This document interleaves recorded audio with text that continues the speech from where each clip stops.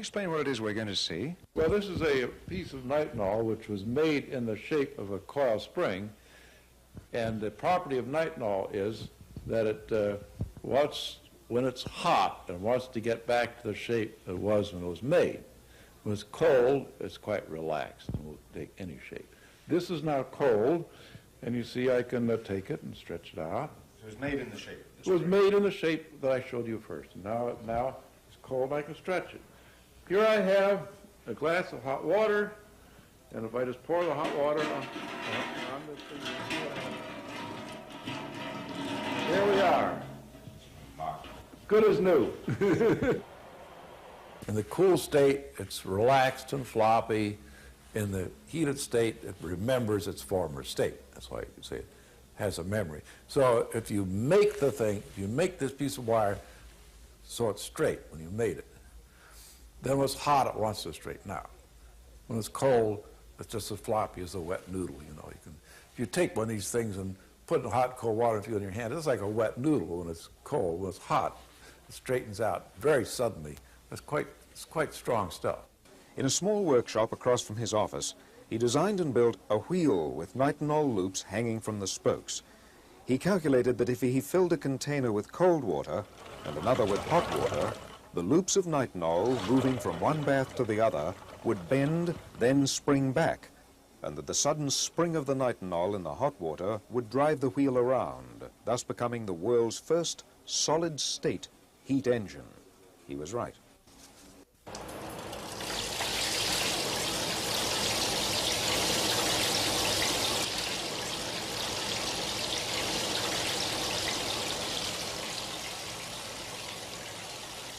David Porter of Galtech Semiconductors demonstrates his recently patented permanent magnet motor called the carousel electric generator. This is the latest version of the carousel motor generator. It's a rotary version. Rotary inside. There's 18 separate sections, what we call a coil section in here. 18 make up the outer diameter. There's 6 coils here that we're using to drive the motor. Okay, we don't have an automatic start on the system right now. That's something that the Intel chip will do. We'll start it up at a pulse rate of approximately 13 pulses, which gives us a 16% duty cycle. It takes a while to spool up because, like I say, it works also as its own flywheel. So we build up the power gradually. The thing about this system is that everything floats on the magnetic field in there. You have very little internal friction. What we're doing is removing the energy from the magnet. The magnet has a specific life. They lose approximately 1% a year. So we're not actually trying to create energy from nothing. The system will not run forever. It's not perpetual motion. We use the amount of energy that is in the magnets. Once that energy is used up, the magnets can be taken out, they can be recharged. All we're doing is maximizing the efficiency of the electromagnetic flux density that's there to the production of electrical output. By stimulating the existing oscillations of space energy, his radiant energy device ran for days, putting out 50 kilowatts of electricity. His public demonstrations attracted newspaper coverage and scientists from Bell Laboratories and the Department of Agriculture's Rural Electrification Administration. Although no one could find evidence of fraud, neither could anyone explain how the radiant energy device worked. During the 30s, he developed semiconductors and transistors that were far ahead of their time. Unfortunately, as all too many inventors have suffered, when he refused to sell out to powerful interests, Moray and his family were threatened, shot at, and their laboratory ransacked. Ignored by the U.S. Patent Office, Moray quietly stopped public disclosure of the device after it was destroyed by his assistant, Felix Frazier, a communist sympathizer who was frustrated when Moray declined his repeated offers to take that technology to Russia. This torch here is producing a temperature of 1200 degrees Celsius. Now try cooking an ordinary egg like that, and in a very few seconds the results would be quite an explosion. But I'm going to leave this torch here, blowing on this egg for a couple of minutes before we crack it open. And it ought to survive the inferno because it's coated with a remarkable new plastic. What it's made of is a closely guarded secret. All the inventor will say is that 20 years' experience as a ladies' hairdresser led him to the discovery. So, how is it doing? Well, it hasn't broken up at all, and you can see on the front here it's glowing red hot. But just watch this. If I turn the flame off, and remember that it was producing 1200 degrees Celsius, and I take that charred bit and I put it flat in the palm of my hand, it only just feels warm. And if I then crack it open, what's more, the egg hasn't even begun to start cooking. In Oklahoma, where oil has been king for over a century, inventor Troy Reed has been busy in his shop constructing rotating magnetic motors that he believes will soon revolutionize how we get around. And it does work. It's 150 volts. What we're going to do, turn off all the switches, make sure there ain't nothing plugged into it. There's the plug. There's your 110 volts. Motor still running. You can operate this table plumb around. Still got energy running. Nothing tied up in the back of it. Nothing on the floor. Rotate around, still running electricity. So we're looking, hoping this time next year that you'll be able to use it in your home. So that's another. And what's good about this, you're talking about electric automobiles, this right here can set it in the back of an electric automobile and generate electricity and charge batteries up in a car.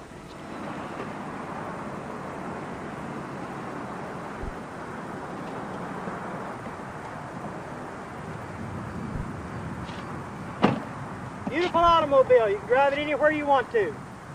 You don't pollute the air. All the other electric automobiles that I've actually seen has been nothing but this standard transmission. This is an automatic transmission car. There's not a whole lot of what you call junk, I would call, under cars. I've seen a lot of electric cars that had a lot of stuff in it. The only thing that this has a battery to run the radio, the blower. We've got two safety switches over here that can be mounted into an enclosed system, but we did this where you could see, where people can see this car with the technology. It's a safety switch system. This is a controller box, a Curtis control box. It cuts the amperage down. So with the amperage, here's what's real good about electric automobiles. All electric automobiles that has surge technology with this in it, they create heat. They've got to have a fan to blow this Curtis controller off because it gets hot. We don't want that to get hot. We want to stay that cold, because once it stays cold, you save on all the computer chips that's in this controller. So that means you can go farther, longer, and you won't have no problems. Turn the machine on. Denny Klein fires up his hot new invention. His machine emits a flame that feels only slightly warm to the touch. But watch what happens when he touches anything else. Instantaneously, I can burn a hole right down through the center of that brick. The flame instantly turns hotter than the surface of the sun. Heat so intense it takes only seconds to literally burn a hole through charcoal. 3 seconds turns a brass ball to glowing liquid metal. Tungsten lights up like a sparkler. Steel, lead, and other metals slices on contact. Yet the tip of the welder stays cool to the touch. No other gas will do this. Denny Klein uses an alternative fuel source once thought impossible. He says people still have trouble believing him when he reveals his liquid fuel. Water. Take water and electricity, and we break it down through our very unique electrolysis process. Klein has just patented his process of converting H2O to HHO, producing a gas that combines the atomic power of hydrogen with the chemical stability of water. It turns right back to water. You can see the water running off of this. Klein originally designed his water-burning engine for cutting metal. He thought his invention would replace volatile acetylene in welding factories. Then one day, as he drove to his laboratory in Clearwater, he thought of another way to burn his HHO gas. On a 100-mile trip, we use about 4 ounces of water. Klein says his prototype 1994 Ford Escort can travel exclusively on water, though he currently has it rigged to run as a water and gasoline hybrid. His numerous devices supposedly achieve super efficiency rates by recycling excess energy through closed-loop systems. I built the world's most efficient heat pump and developed it, and these are the evaporators for that heat pump right here. They're 8 feet high, 3 feet wide. Now, the refrigerant we put in here boils at 40 degrees below zero.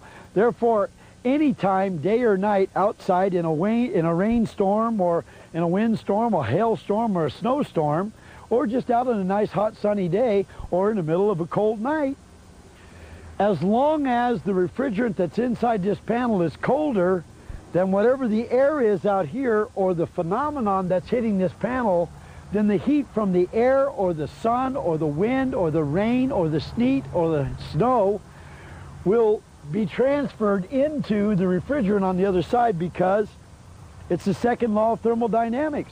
Hot goes to cold. So if this is the coldest thing outside, anything out there that touches it is going to give its heat to it. A little bit of heat goes a long way. That gas starts expanding like crazy, and as it expands, it then is drawn into the compressor, not through suction. I've got engineers and inventors that don't like to use the term suction, but through negative pressure. So as the compressor is creating this negative pressure, the gas is migrating to it. And so a compressor is a gas pump. It'll pump gas. And so the gas is being pumped by the compressor into the compressor, elevated in temperature. And even though if you touch this panel, it's ice cold to your hand, and if you touch the line going out of the panel, it's still ice cold to your hand. When it hits that compressor, compressor takes all the gas in this space, puts it in that space, elevates the pressure and the temperature. Going out of the compressor, do not touch that line whenever that thing is on, because it's 200 to 250 degrees hot. And so that's where we get the heat. All of the heat is transferred in here. We then use a compressor to take the relatively useless energy that we've got and elevate the temperature and pressure and make it very useful energy. Then that heat would be transferred later. This is something you won't see in the world market, because the oil companies, of course, don't want this on the market. It's just a wooden frame. It's got a auto switch on it right here, an automobile switch, which... I'm going to get closer. Okay, turns it off and on. I put a cover over it, a jar, to protect it. Now, it's compressed. The material in this is made of, one rod is made of 73 different elements. The other side is made of 74 elements. There's one additional element, and that's why one is negative and one is positive. The one builds up electrons. The neutrinos that strike the Earth 24 hours a day and other things striking the Earth, the combination of them causes electrons to build up in one of these rods, and it depletes them in the other side, much like a solar panel works, very much like a solar panel. But a solar panel needs light 24 hours a day if you're going to use it 24 hours. Otherwise, it only works when the sun comes out. Now, this here, as you can see, very, very light, very light. Has practically no weight to it, but there's plenty of energy there. Now, as I run this up the rod, you can see. Let me get a little closer there. Okay. These are Christmas tree lights, 110 volts. So this is a 25-watt bulb. It's 110 and 25 watts. Now, let's see what happens when we put that on. Now, of course, it won't be as bright, because this takes a lot of amperage, you know, and the wattage. This here, the watts on this thing here is only about, right now, about 18 watts only, and this is 25 watts. Now, do the rods get hot? No, the rods don't get hot. The light bulb is just hot. Yeah, because it's... it gets hot. Now, you need a very big battery to do that, if you want to do that with a battery. You know, that's to show there's no power here as far as storage power. It stores a certain amount of electrons because it builds up. So that we can show they're not like a solar panel. Now let's turn the switch on. So the power is now going from the bottom terminals through the switch here to the top here. Right, okay. Now we use these two terminals on here because sometimes at the cave site we used to use this to charge the big battery. You see? So that's why we put those terminals on it. Now let's black it out. See if we can still light it. See what I mean?